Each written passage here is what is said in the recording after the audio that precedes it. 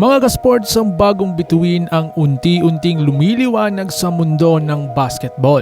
At ang exciting part, may dugong Pilipino siya. Kilalanin natin ang FIBA Rising Star na si Naomi Panganiban, ang Phil-Am guard mula sa California na posibleng maging future leader ng Gilas Pilipinas Women's Team. Kung trip mo po ang ganitong content, paiwan na follow at pa-subscribe na din.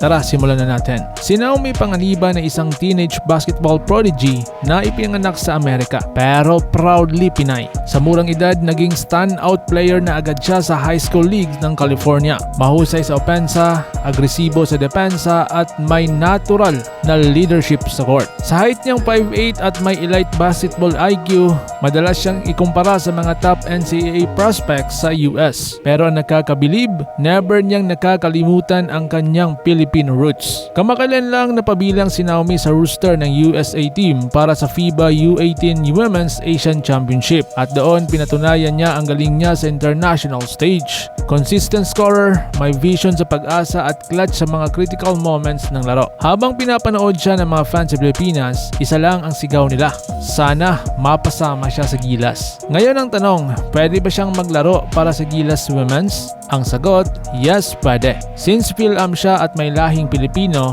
eligible si Naomi sa FIBA rules na maglaro bilang lokal. Basta maayos ang dokumento at passport niya, at kung mag-decide siyang piliin ang Pilipinas, instant upgrade ito para sa Gilas Women's lineup. Isipin mo, isang court leader na sanay sa US basketball system, maglalaro para sa bansa? Well, mga ka-sports, that's the next level. Maraming coaches at scouts ang nagsasabing may potential si Naomi na maging isang best guards in Asia sa susunod na mga taon. Kompleto na ang package niya: handles, shootings, decision making at hustle. Kung magkakapaglaro siya para sa Gilas, siya na ang pwedeng magdala ng bola, mag-set ng play at mag-lead sa young core ng team.